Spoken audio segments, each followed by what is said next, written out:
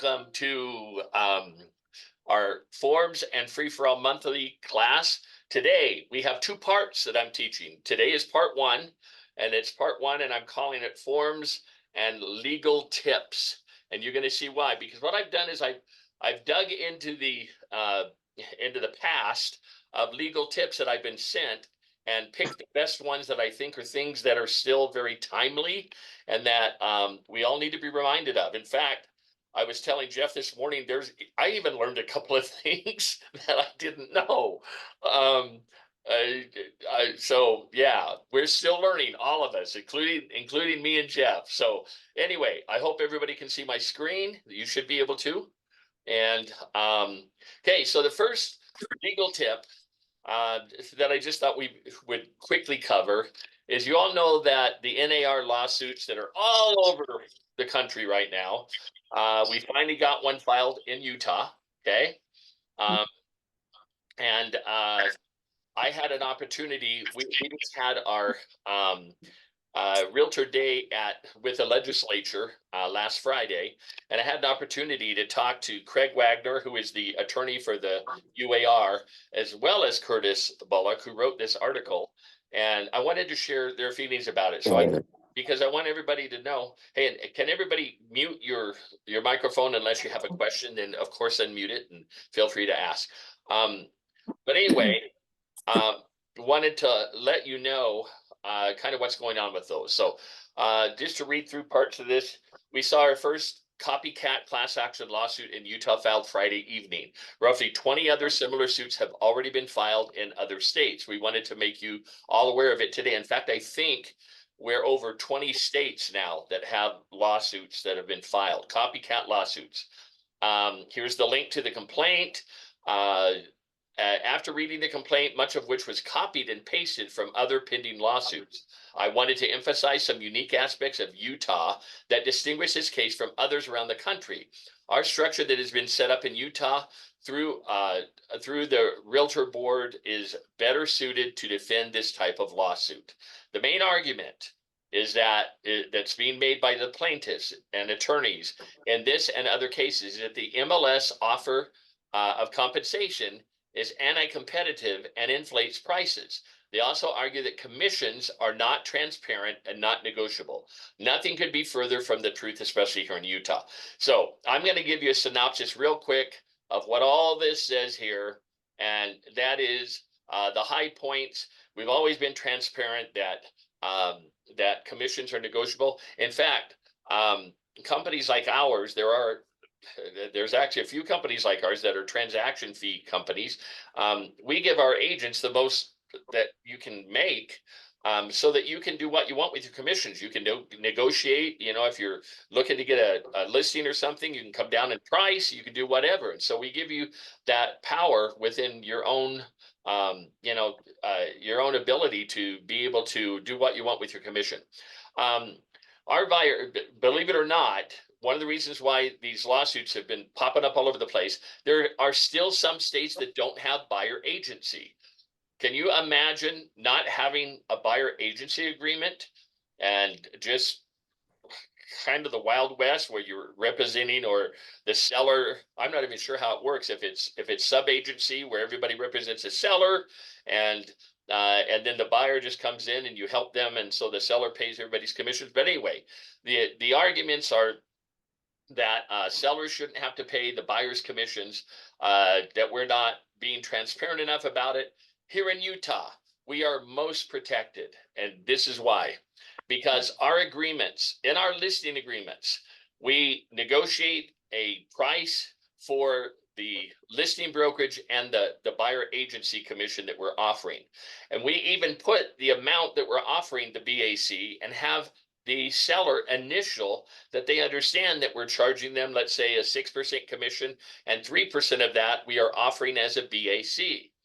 Now, most sellers don't have a problem with this because if they didn't offer something, they may not have anybody looking at their homes. Okay, so that's one of the ways that we're in our listing agreements that we're kind of insulated against these lawsuits a little bit. Buyer's agency, we make it very clear that the buyer is paying the commission and that you know, that the amount that the seller is offering can be credited toward the amount that they have agreed to pay their buyer's agency. So anyway, we're going to talk a little bit more about that as we go through a couple more of these. Let's see, a couple more. Utah is one of a handful of states where the law allows brokerages to incentivize the use of their services, which may include the rebating of fees as allowed by any applicable lending guidelines. When I first got into real estate, you could not entice people to do business with you. That was an enticement. But now you're able to do that as long as it does not conflict with the lender's guidelines. So, unlike many states, also, Utah has a form in place to help facilitate the negotiation of fees in the purchase contract, the real estate brokerage payment addendum.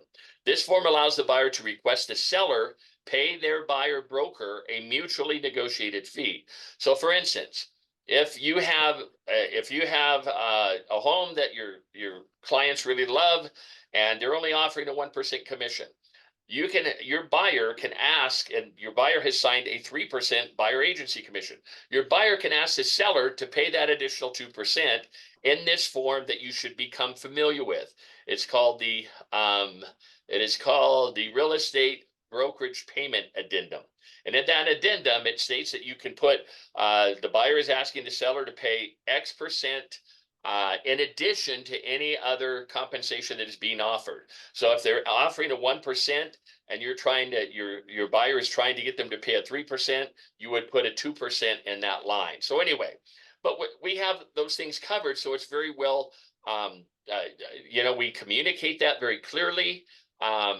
Also, I don't know if all of you remember, but NAR, one of the things that the lawsuit states is that NAR in the past has made it a requirement that a buyer agency commission it cannot be zero. There has to be an amount in there, even if it's $1, but there has to be an amount.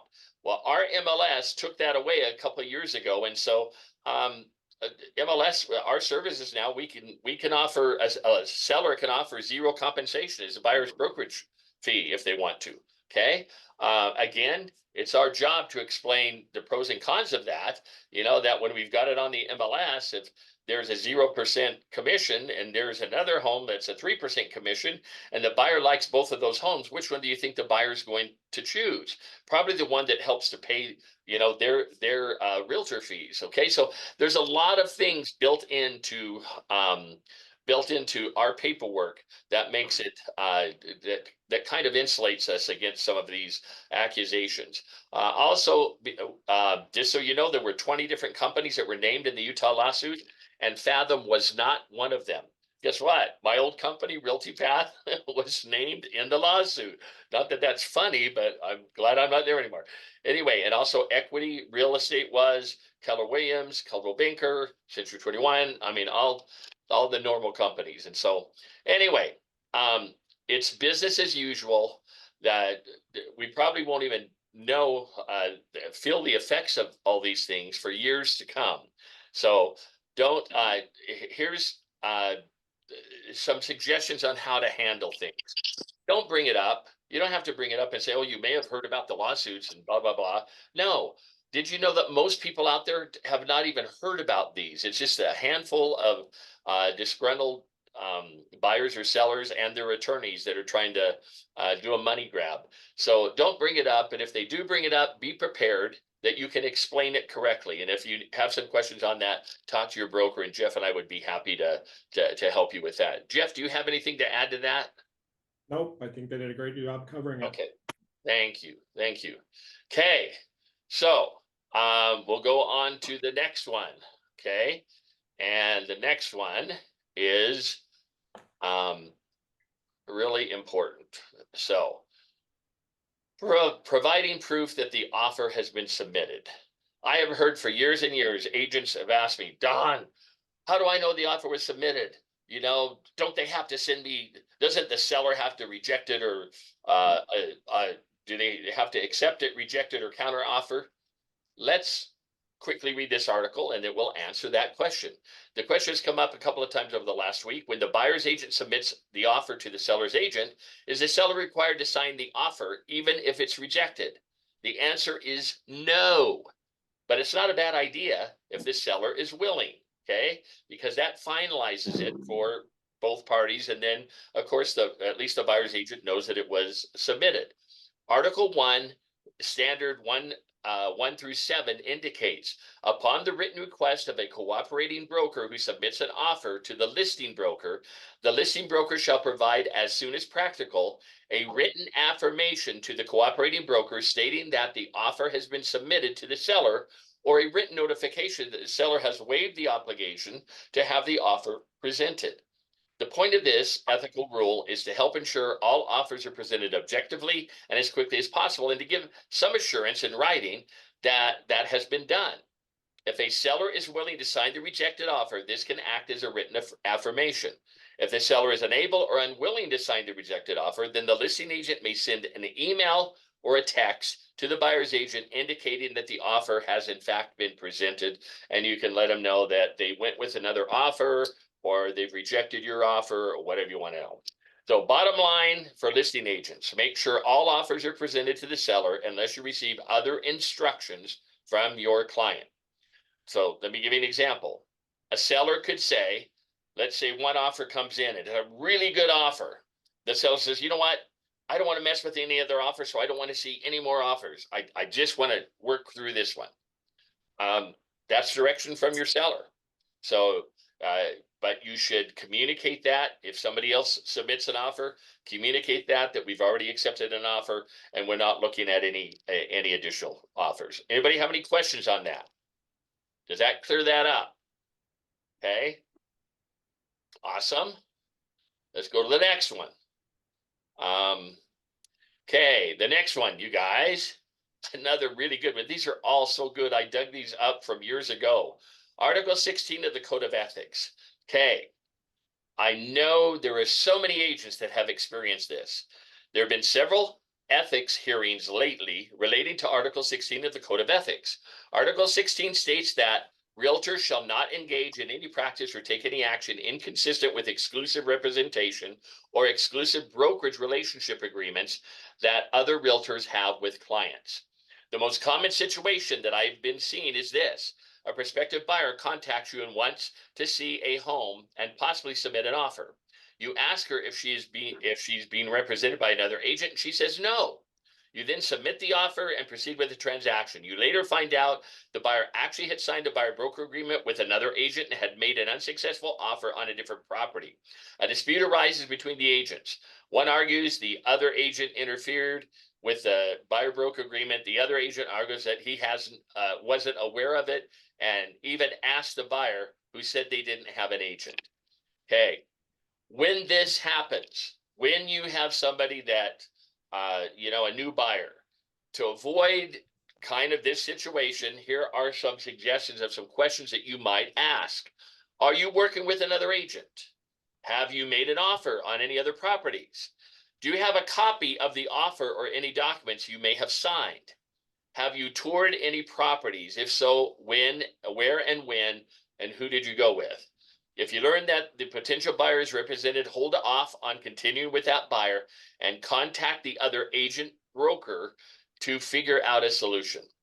So you guys, I learned this saying the first week I got into real estate, and I'm going to use it here. It goes like this. All buyers are liars and sellers are the same. Okay. And it doesn't mean disrespect to buyers and sellers. What it means is buyers and sellers sometimes don't understand things, or sometimes they do, and they on purposefully tell you things that are not true. So when you ask somebody if they've signed a buyer broker agreement, oh, no, I haven't, when they know that they signed some paperwork. So we know that they had to have signed one. Let me tell you what happened, because I just had a recent experience with this within the last year. One of my agents had a client, and this was a good friend of hers, that she had sold her a townhouse. Then that became too small, so she sold her townhouse for her. And then they were looking for a new home because she wanted to get into something bigger, a home. Okay, this was a very successful lady. She is a therapist, makes good money, all that kind of stuff. Anyway, long story short, they worked for weeks looking for things, and nothing looked good. Our agent registered her with 2 or 3 different builders, and none of that seemed to satisfy her. So the client finally said, you know what? I just need to take a break for a while. Okay, so my agent who knows this client, they're good friends, says, in fact, she told me, Don, she gets that way sometimes. She just gets overloaded. She feels like she just needs a breather. So you just need to leave her alone. So she did. But guess what? The next week, she got, because our agent had registered her with one of the builders, she got a thank you from the builder, from the HOA, saying, thank you for bringing your client and purchasing a home in our lovely subdivision. And so my agent was just blown away. So we contacted the other agent. We contacted the other broker, and they blew us off. They said, "Oh, well, she just didn't have a good experience with your agent." I said they were best friends. My agent has sold 2 home properties for her. Anyway, make a long story short, we should have filed a complaint against the agent and the broker, but we didn't. However, we did take the buyer to small claims court. And guess what? She even hired an attorney, and the attorney's whole the thing that she was hanging her hat on was that she did not know she was signing an exclusive agreement with just this agent. And so after everybody had their say and everything, and the judge asked questions, the judge held up the buyer broker agreement. And he says to the buyer, honey, this is exactly what he said, honey, you're dead in the water. He said, read to me what the name of this form is. And she reads exclusive buyer broker agreement, or whatever it's called. Anyway, it has the word exclusive. He said, yeah, I don't know how you didn't know that this was an exclusive agreement, that you are supposed to work with this agent. So we won the entire $15,000, which is the ceiling amount for small claims court, plus court costs. So we got $15,287. Well, guess what?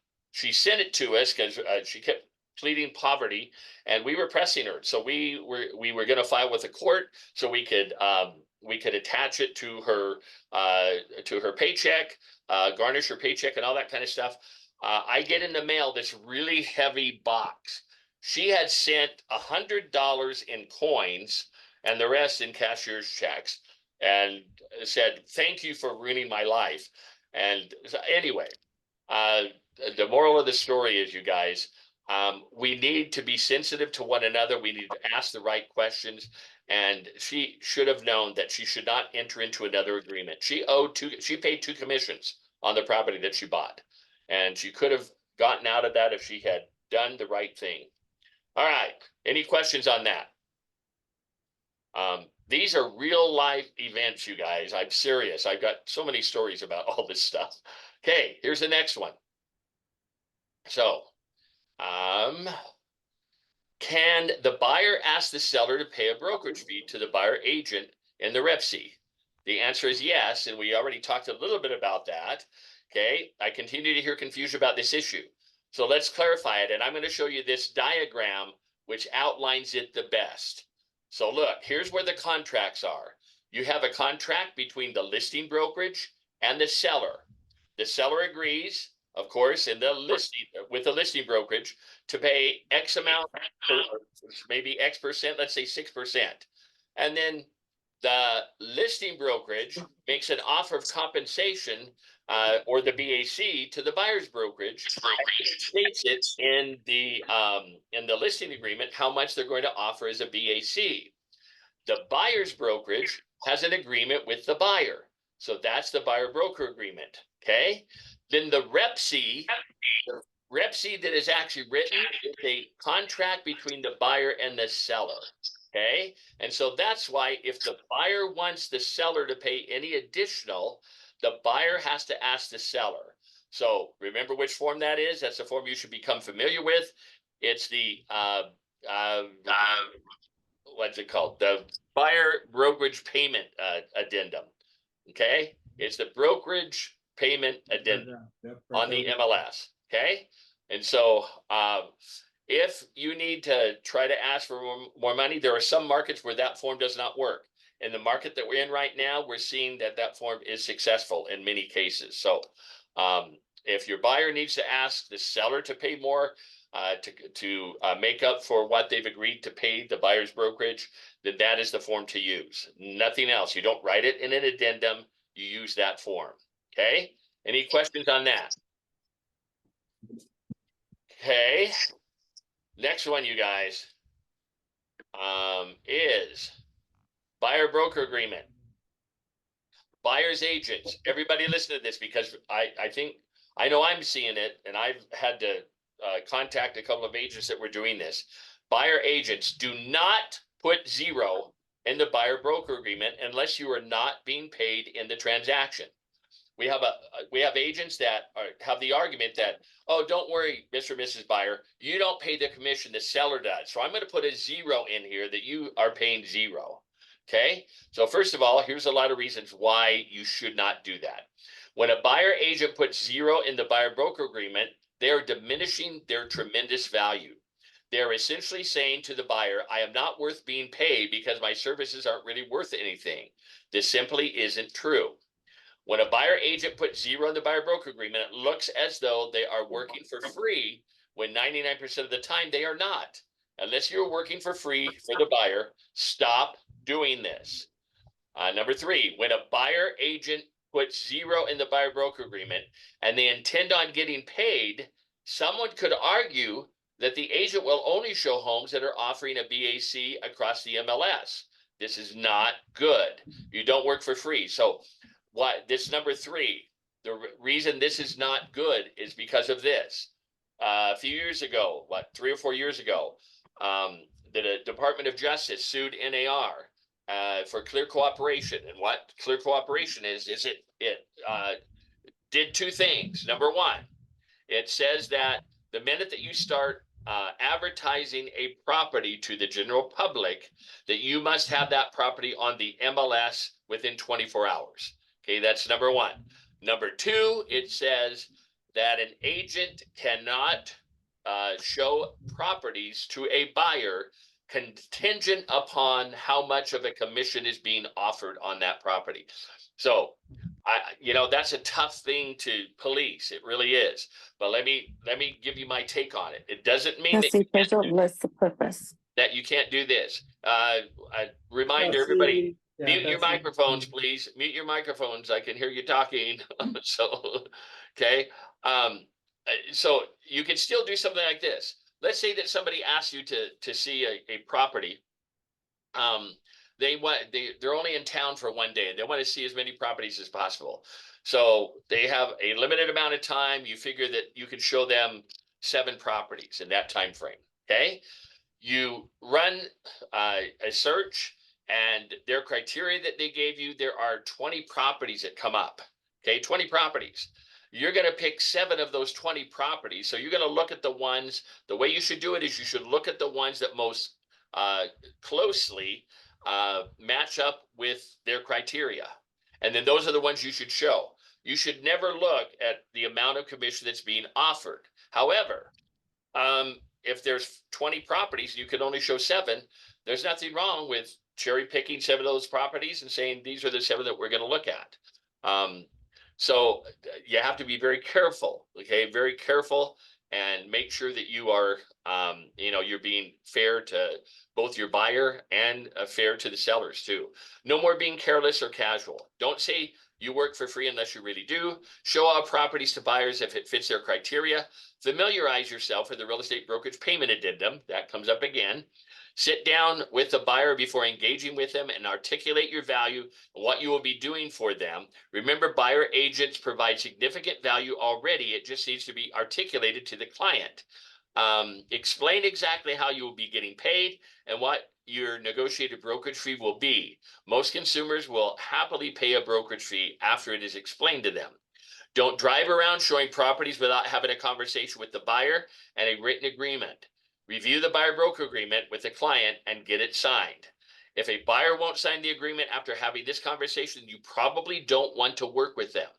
Take some time to reread the buyer broker agreement and familiarize yourself with it again. that comment right there, take some time to reread and familiarize yourself with the buyer broker agreement. You should do that on every form in the on the MLS, every form that you're using. I heard something in a class a couple weeks ago that really stuck with me. They said agents that are having their clients sign forms and contracts that they don't understand what everything says in that form or contract, you are creating realtor malpractice. Okay, so don't do that. Okay, work with people that want to work with you. Make sure you are safe when showing properties and you know who you are meeting at the property. Tell a colleague where you will be. Buyers need a professional. The transaction is simply too complicated and emotional to go it alone. So, anybody have any questions on that? Okay. Super important, especially based on the lawsuits that we've got right now. I mean, can't express enough just how important buyer broker is in putting in what you're going to get paid. Super, super important. And explaining it correctly, you guys. Don't be afraid of explaining it. People are happy to pay you. They are. When you show them your value, you explain your value, what you're going to do, you're going to negotiate for them. You're going to handle every step of the transaction. You know, you're going to be there to counsel and guide them. I mean, all those things that you bring to the table, you know, absolutely bring worth to what you're doing. Okay. All right. Next. Here's the next one. And it is seller financing alert, due on sell clauses. Okay. We are going to go through the seller finance addendum. Not today, but we'll do it in the near future because we're seeing more and more of them. I had a really awesome class in my Midway office that I'm going to bring the instructor into my office here in Union Park. I told Jeff about her too, and she explained it so incredibly well that even a caveman could understand it. Okay, so anyway, that's me. Okay, so anyway, but the seller finance addendum allows for either one, a note and deed of trust, or two, a note and all-inclusive deed of trust. Who knows the difference between those two? What's the difference between a note and deed of trust or a note and all-inclusive deed of trust? What's the difference? There's a pretty simple difference between those two. I know. I'm always scared to answer on these kinds of things too. But I finally have it down. A note and deed of trust is when the property is paid off and you have a seller that's willing to sell their property and be the bank selling their property that they own free and clear. Okay. A note and all-inclusive deed of trust, we used to lovingly call them a wraparound. And the reason it was called a wraparound is because you are taking a property that a seller wants to sell or finance and get their equity out of the property, but they still owe a mortgage on the property. So they're wrapping their equity with that loan for a new buyer to purchase the home. Okay. There's also one other animal that it doesn't mention here, and it is mentioned in this class that I took, and that is a contract for deed. And that's another animal that we'll have a class on here in the next little while to explain those. But anyway, the note and deed of trust is the easiest and simplest way to do seller financing. In this situation, the seller has completely paid off the home. Seller and buyer then negotiate a purchase price and interest rate. The seller then receives the monthly payments. What's the advantage of that? Because now the seller is the bank, and the bank is making the seller bank is making all that interest. So maybe that's their income, their monthly income for 30 years. They don't always want to do it for 30 years. They may have a balloon in 5 or 10 years. But during that period, until the balloon happens, they are collecting all of that interest as well as a payment on that property. So that's why sellers do it. The more complicated note and all-inclusive trust deed is used when there is an underlying mortgage that will not be paid off. It is also known as a wraparound mortgage. This is a much more complex transaction. Since there is an underlying debt secured by a trust deed on the property, the due on sale clause can be accelerated when title transfers. This means the entire unpaid balance must be paid in full if called due by the lender. Most loans include a due on sale clause. Okay, now listen to this next part because this is the fear right now. For many years, we have rarely seen lenders accelerate a due on sale clause. That is not necessarily the case now. With increasing interest rates, lenders have been calling loans due after title transfers on a seller financing transaction. If called due, the buyer would have to refinance and pay off the underlying debt. If they cannot do this, they could potentially lose their down payment, payments made, and the property. Lenders are becoming aware of the title transfer when the hazard insurance is changed to the new owner. Okay, so that's tipping off the mortgage companies. And why do you think that they would be more likely to enforce the due on sale clauses now? Let me answer my own question. Because, for instance, I have a 3% mortgage on my home. Interest rates are double that now, more than double that now. They can make more money if they take the property back and then resell it to somebody else that's willing to pay that higher interest rate. So banks are being very sensitive to that because they can foreclose or call the loans due, and then if they resell the property, then they can make a lot more on the higher interest rates that are with us today. So the legal tip: consult your broker and or legal counsel before advising your clients on a seller financing transaction, especially if it involves an all-inclusive trust deed. There are some brokerages that do not allow seller financing, do not allow agents to write up the seller financing contracts. They must work with either an attorney or your broker. Jeff, do you remember, what did we decide on that? I remember we had a discussion about that in one of our leadership meetings. Do you remember? Maybe Jeff is not with us anymore. I'm here. I just don't remember. Yeah. Do you remember what we decided about that? I don't. Sorry.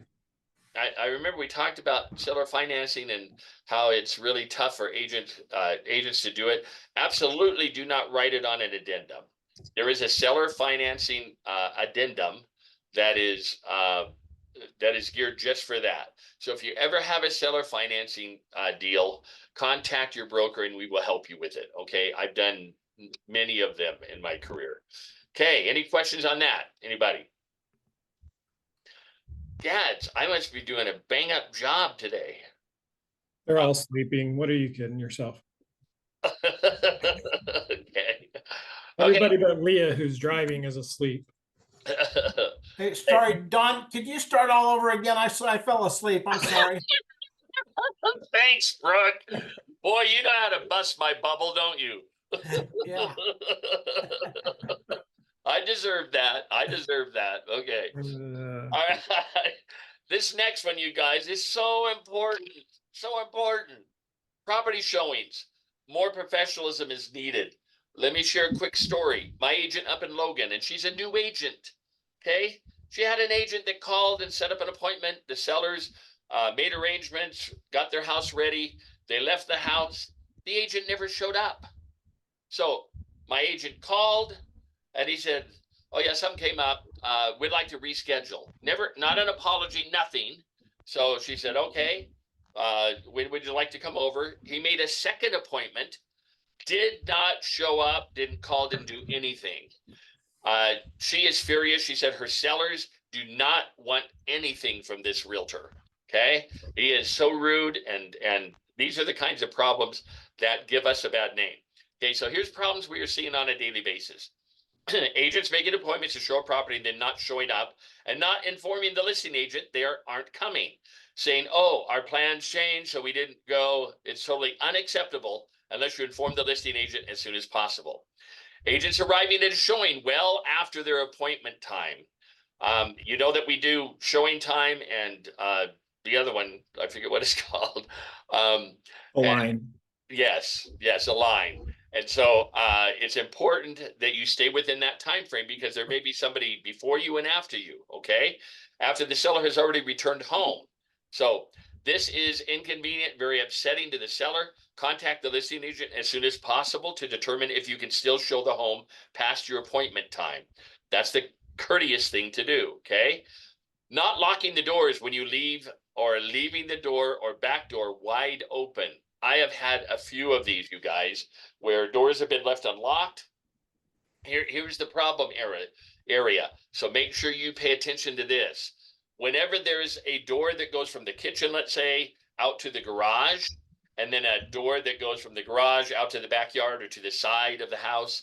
And so you think, oh, well, I don't have to lock this door from the kitchen to the garage because people can't get into the garage. Well, if that man door is left unlocked, then people can come through the garage, and then the home is wide open for them to get into the home. So please make sure that you lock doors to secure the house as much as possible. Okay. Leaving water running in the home. Now, I haven't had that one happen before, but Don, I had an inspector do that. really? Yep. Don, I think it's better to lock the cellar out than to leave them unlocked. I absolutely agree with you, Brooke. Okay. I don't care, you know, because sometimes they say, oh, well, don't lock the door out to the garage because we don't have a key and we get in through the garage. Well, I don't care. I'm going to lock it so that they can't blame me when somebody breaks into their home and say that, oh, that door was left unlocked. Okay, here's another one. Gas fireplace left on in the home. Don't do that, you guys. Drawers or cabinets left open in the home. Leaving lights on, asked to turn them off. When asked, if asked to turn them off. Talking on, this is a big one, you guys, and this is in the home or on the doorstep. Talking on the doorstep about the property, often with rude comments about the home. Oh, that wallpaper in the kitchen is hideous. All while being recorded on the Ring doorbell. Please inform your clients that they are most likely being recorded and discuss the property in private. We don't need to offend the sellers. I actually had this happen to a gal who had just come out of she had come out of a halfway house and got her license, was trying to clean up her act, and her mother let her open a home for her because she got stuck at the previous home with another client, and she went in, and the sellers had cameras all over the house, and she was going through the medicine cabinets looking for pills and putting pills in her purse. And yeah, so you guys just know that Big Brother is watching you. Even if you don't see the cameras, just assume that you're being watched. Okay. Let's all improve our communication when showing homes to our clients. Ensure the home is secure before leaving. And if you're running late, let the listing agent know. This is common sense, you guys. Showing homes is a huge deal, and the public places a tremendous amount of trust in all of us. It can be extremely stressful for them to allow complete strangers in their home. We encourage our members to file formal complaints with the Salt Lake Board Professional Standards Committee against other agents who violate these common sense ethical rules. Not following these common sense showing rules could also create potential legal problems or liability for the listing agent and or buyer. You guys, this is a big one. Why should you file a complaint? Because we are in a self-policing industry. We don't have the realtor cops that go around and make sure you're doing things right. We are responsible for keeping one another in tow. Okay. So please. I would take a little bit of exception with that. I mean, personally, I think better to talk to their broker first and then file a complaint if nothing happens. You know, handle it internally. That's always my suggestion. But, you know, other people think that it's better just to go straight to the. No, Jeff, you are right. Sorry. And that's what I normally do. I believe in the one phone call system where, and a true story, if I call the agent or call the broker and I say, hey, your agent left, or you left the back sliding glass door wide open. You were the last one that showed the property. Oh no, I didn't do that. You know, it must have been somebody else. If he gives me a problem, then I turn him in. Okay. So yeah, you might want to first give them an opportunity to, you know, to apologize. If they have a humble attitude, then yeah, I have let a couple of slide because of that. So thanks for bringing that up, Jeff. I'll add a number 9 to this as well. You know, leaving behind a business card went away during COVID. You know, we used to always leave a business card every time we showed a property. And then when COVID hit, we didn't want to leave anything in a home. So we stopped doing that. And it's never come back. But I think it's common courtesy to leave one just so that the sellers know who's been in the home, know that you've actually been there. They don't have to call the agent and say, hey, did these guys ever show up?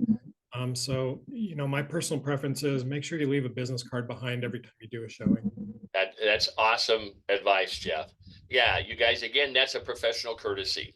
I had an agent that argued with me on that point a couple weeks ago and said, I know who's been in the home because I can check my Supra key box. Yeah, but that's not as showing to the seller as if there's a business card there showing who it is that showed the home. Okay, so excellent. Thank you, Jeff. Love your input. Okay, next one. Okay, let's see where we are, and it is. Oh, just a reminder, you guys, the Environmental Protection Agency audits. Curtis says, I was made aware the other day that an auditor from the EPA randomly selected a brokerage here in Utah to check transaction files for EPA compliance related to lead-based paint disclosure. From what I was told, the auditor will be randomly selecting files from that brokerage that involve homes that were built before 1978. Each file must include the proper lead-based paint disclosure form signed by the buyer. I was also told that any violations may incur massive fines and penalties. I'll give you updates on this as I learn anything new. So brokers, be sure your agents are using the state-approved lead-based paint disclosure form. And so you all know that we have the lead-based paint disclosure form that the seller fills out first and lets them know if they know of any lead-based paint in the home or if they have any reports or anything. And then that's given to the buyer, and the buyer decides whether they want to do an inspection, a lead-based paint inspection or not. If they don't, that disclosure form is all you need. If they decide they want to do a lead-based paint inspection, then there's another addendum, the lead-based paint addendum, that becomes part of the contract that the buyer and the buyer's agent should submit to the seller. Okay. And remember, it's for homes built prior to 1978. So a home that was built in 1978, you don't have to do the lead-based paint. Also, we have fixed that a little bit because a few years back, we started requiring that the lead-based paint disclosure be posted as an attachment on your listing agreement on the MLS. So that helps a little bit. However, I know this for a fact. I talked to the division about this. The fact that you have it on the MLS does not constitute delivery to a buyer or a buyer's agent. So even though you have and you may have the seller disclosures in there too, the fact that you have it uploaded on your MLS in the file or on the printout, that does not constitute delivery as is required in section 7 of the REPC. So just know that. Okay. All right. Hey, Don, I'll add to this a little bit. I just covered this in our last team meeting. That lead-based paint disclosure also states that the seller has provided to the buyer a copy of the lead-based paint pamphlet, right? And we have to give them a copy of the pamphlet. So make sure that you're emailing over a copy of that pamphlet along with that disclosure. Those both have to be provided by the seller. Great point. In fact, I pulled it up here. So look right here, you guys. Here's the part for the sellers to fill out. Either the seller has known lead-based paint and or lead-based paint hazards are present on the property, and then they explain it and they fill in that bubble.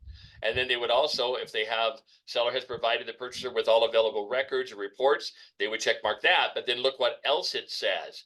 It says that seller has attached the EPA pamphlet, Protect Your Family from Lead in Your Home, to this document. Seller has reviewed the information above and certifies to the best of seller's knowledge that the information is true and accurate.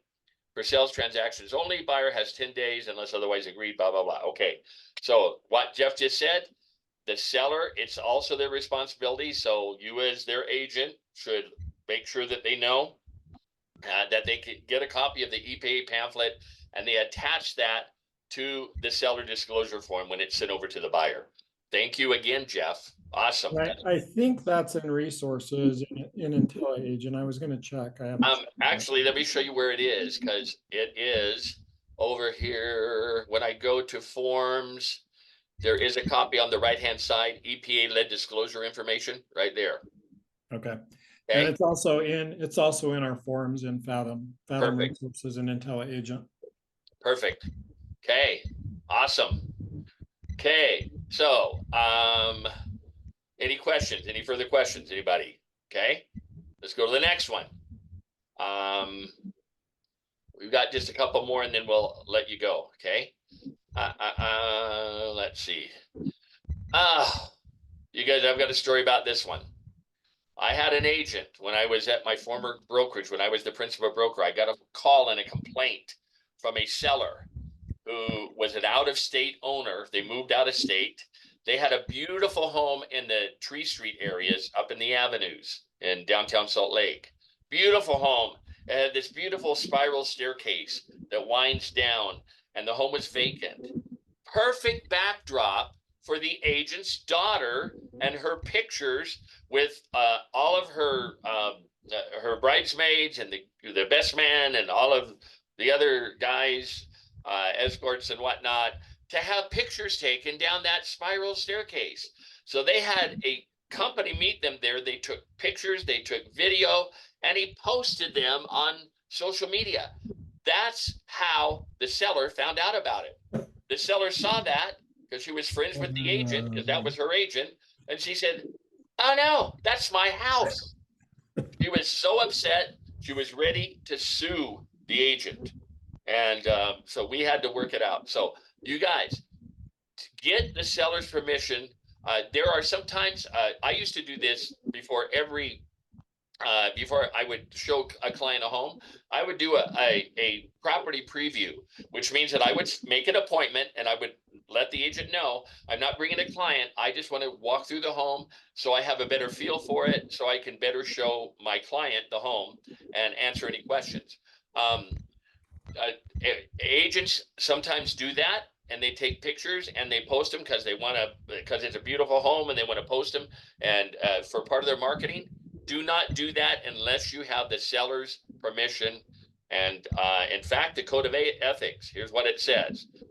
May an agent do this? No, not without permission of the seller. Code of Ethics, Article 1, Standard 1 through 16 indicates that realtors shall not access or use or permit or enable others to access or use listed or managed property on terms or conditions other than those authorized by the owner or seller. Another thing to think about is that a listed home is private property. Agents are entering only with permission to show it to prospective buyers. Taking photos and posting for other commercial purposes exceeds that permission to enter the home and could be viewed as trespassing or some other sort of privacy violation. Bottom line, if you enter a home with or without a buyer and wish to take pictures or video for any purpose, obtain the consent of the owner and listing agent. I'm going to add one word: obtain the written consent of the owner and listing agent. So I would, even an email, a text, something from them that says, yes, you have my permission to go ahead and take pictures. That will save a lot of heartache, because sometimes buyers and sellers have selective memory, right? So, okay. So we're going to, yeah. Don, Yes. if it's new construction, then that's totally fine with new construction, isn't it? Oh, there's still an owner. Yeah, there's still an owner. No, it is not okay. Without their permission, you have to get permission from the seller. I would start with the agent that sits in the model home and ask him if you get something in writing from the company stating that it's okay for you to take pictures and use it for advertising. Okay. Just get a text from them is fine. I think a text is fine. I see agents walk through model homes and then post photos and videos of the model home. So we should assume that they have got permission. They're not just touring and video. Okay. Yeah. Do not. Hey, Bryce, can we get you to mute? We're getting a lot of background noise on your mic. Let me mute everybody. Okay. Jeff, unmute yourself. I'll mention now that Donna's muted me. I will mention that probably the biggest culprit, or the biggest time that you see this, is you'll walk in and there'll be that awesome 1960s pink tub sitting there, and you want to take a picture and post it to your Instagram page. You can't do that. You can't just take a picture inside the home and post it to Instagram without some type of written permission from the owner. So make sure that you're getting that for anything that you're posting, for any pictures that you're taking. What about Parade of Homes? Lots of agents post Parade of Homes. So yeah, just by default, the way that those are set up as being publicly marketed that way, those are totally fine. You Okay. know, I would I still, have another Leah, I question. would still get permission from, you know, from the listing agent. I mean, like Jeff says, Probably good those are practice. open, those are open to the public. But, and the pictures are okay, but we're talking about posting them for commercial gain. Okay, posting them to help your business, because it says, I've recently heard of other instances where agents are entering listings and taking photos and or video with or without a buyer present, and then posting it on social media. Sometimes the photos are posted in a way that sheds a negative light on the listing. I have had, again, with my previous company, because I was the principal broker, I got every complaint. I had people that said, what is my property doing on Craigslist or on KSL.com? I didn't give permission for your agent to post on my home on that site because they look terrible. They didn't format the ad very well, and it really did shed a negative light on the property. And so it's always best to get permission. Okay. Okay. Now, last one, you guys, and then we'll let you go. Appreciate y'all hanging in there because this is important stuff. And this is a great one. Tina, are you still on here? Tina Hackwell? Yes, I'm here. Can you share your story about the vacant lot, two lots down from yours or whatever? Oh, yeah, about the fraud. Yeah, about the fraud. Yes. So this is Okay. Tina Hackwell, you guys, and Tina lives in Midway. She's with our Midway office, and she actually experienced this not all that long ago, was it? Nope, just this last year. Okay. Yep. So Okay, there was tell us a what happened. there is a piece of property that's owned. It's like a half-acre lot near where I live, owned by someone who lives in Midway, but was posted for sale by a fraudster, and some people from the valley came and bought the lot. They closed at the title company. They had plans and they started building on the lot. And the lot owner drives by one day and was like, huh, there's a foundation on my property that I didn't sell. And so they went to the city and said, hey, what can you tell me about this? And they're like, well, the Ences bought this lot. And so they had to stop building, and they're trying to get their money back. There's not necessarily even a guarantee that they will, but yeah, they closed at the title company. They paid. The fraudster person walked away with the money. They started building on a lot they didn't actually own because the actual owner didn't sell it. Yeah. So you guys, and this is perfect for that example. Thank you, Tina. It is so sad. I don't understand how anybody could cheat people like this. In fact, I think, Tina, you said that they'd lost what, 120,000 or 160,000. They had saved up for a long, long time to build their dream home, and they put every penny that they had into it, and it was gone. Now, luckily, if they had title insurance, title insurance companies may try to get out of it, but I do believe that they may have some liability there too. But just the experience that Tina just explained is happening a lot right now. So in the last couple of weeks, I've been made aware of two instances of the same vacant lot scam I posted about last year. Please read and watch out for the scam. Okay, here's the scam. What the scammer is doing. The scam involves a person posing as a vacant lot owner. And most of the time it's a lot that is free and clear. It does not have a loan on it. It's paid off. Okay. This person has the proper ID and other credentials to make it appear as though they own the vacant lot. The person then contacts an agent and tells them they need to sell the lot quickly and for less than market value. They enter into a listing agreement with an unsuspecting agent and put the lot on the MLS in an effort to find a buyer.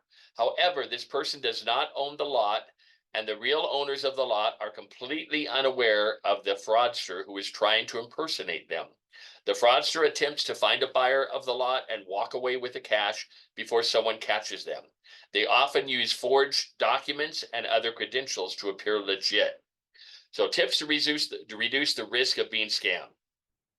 If you get a suspicious call from someone who needs to sell a vacant lot quickly, consider doing the following. Insist on meeting the seller in person. And if they give you a story like, oh, well, my wife has cancer, we're here in a hospital and I'm serious. This is an excuse that I actually heard in Florida, where at the hospital I can't leave. That's why we need to sell this lot because we need the money to pay for her doctor bills. If this will screen out most fraudsters, if they won't meet you, be skeptical. You want to verify who this person claims to be.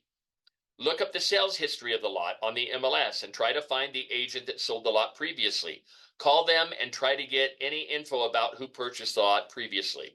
If you have represented a buyer who recently purchased a lot, consider having them place a not for sale sign on the property. Ask a lot of questions. If something doesn't seem right, it probably is a scam. Okay. Anybody have any questions about that? It is absolutely something that is happening. Actually, Tina had that experience, and then we had another husband and wife team, Eric and Ingrid Campbell, up in our Midway office. That Eric almost sold a lot that KW had listed, and they were 2 days away from this guy was putting $180,000 down, and 2 days before, the owner happened to be in town. He was an out-of-state owner, happened to be in town and drove by the lot and saw a Keller Williams sign on it. He called Keller Williams and said, "What are you doing selling my lot? I haven't given anybody permission to sell my lot." So they figured out that it was a fraudster. And so they were 2 days away from this guy sending $180,000 to a fraudster. And the chances of getting that back sometimes are pretty slim. So anyway, if you have questions about any of this, okay, please call your broker. Call me or Jeff. We'll help you to figure it out and just verify. I don't think anybody, even an owner, would not feel badly if you are taking the steps to verify that that is the owner of the lot. I think they would appreciate it rather than be upset. So, okay. Don, Yes. It's Lee. Hi, Lee. I actually sold a lot, before I joined our brokerage in Heber. Uh-huh. Now that seller actually is out of town. He's out of state seller. He still is in Texas, still have contact with him. Well, I got lucky. Okay, it's not a fraudster. I'm not a fraudster and sold a lot and he's happy. He's happy now. In the case of out of town owner, what do you suggest? It's hard to meet in person. Maybe do a Zoom? At least do a Zoom call. Yes, that's actually one of the suggestions that I heard in another class. If they can't meet you in person, do a Zoom call, get any kind of verification that you can from them. If you need to get the title company involved to verify their identity and their ownership, I would get anybody and everybody involved just to make sure that that is a person that actually owns the lot. Okay. So two of the best suggestions that I've heard is, one, ask a lot of questions specific to the property. Like if you go, I would go to the property, look at it, and try and throw them off or talk about things that are on the lot. Hey, that big tree that's in the back section of the property, and there's not a tree there. And if they're agreeing with you, they don't know anything about the lot. Oh, right? That's tricky. So yeah, just try and ask questions about the lot. Make sure they actually know the lot. If any owner is going to know what they own, and so if there's a big tree on the back, they're going to know it. That's very good. Yeah, the other one is, and the suggestion is here in this one that I'm sure Don, you covered it, but I had to step away for a second. But if it's been sold before, go back to the listing agent from before and talk to them. They'll have great contact information for that person and could easily verify whether it's the right person or not. Yeah, that's one of the points that we brought up. But Jeff is right. I would say, hey, my buyer wants to know, are you going to get that ugly broken down trailer off the lot before they close on it? Right. And if they say, oh yeah, we'll get that removed right away, or whatever, Like Jeff says, a tree, anything to throw them off. I think that's a great idea. Yeah, So, tell me about the ditch that runs through the backside of it. You know, anything like that. Tell me about the school that it backs up to. Tell me about the fence. When did you put that in? tell me about the water rights, like Jeff said. Yep. Yeah, the Mhm. creek that runs on the back edge, is that creek, is that on our property or is that on the other owner's property? You know, I mean, anything to throw them off. And if they hem and haw, yeah, I forgot about that. You know, great suggestions, Jeff. Bessie, Oh, you got thank a you. question? That's very good. Yeah, guys, Just something, yeah, go ahead. I've had a situation years ago, as an appraiser, a similar situation, but, you know, just even asking this potential seller for photos or an appraisal, Oh, that's a great one too. Yeah, what type of information they may have. yeah. Perfect idea. Yeah, do you have a recent appraisal? Well, they could always say, no, I don't. Well, do you have pictures of the property? My buyer happens to be out of state too, and so I need to send, I don't know. Yeah, but that might work. That might work. So lots of good things. Okay. All right, Don, thank you. can I Yeah, go ahead. one more time? So just recently, Jeff, I think somebody from your office contacted me because somebody in Park City was trying to sell a lot. And so, you know, he said, hey, do you want to co-list this with me? What can we find out?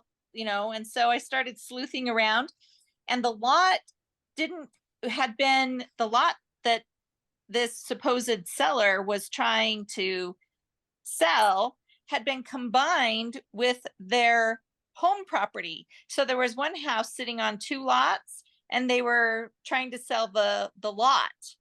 And so, and this was just in the last month or month and a half.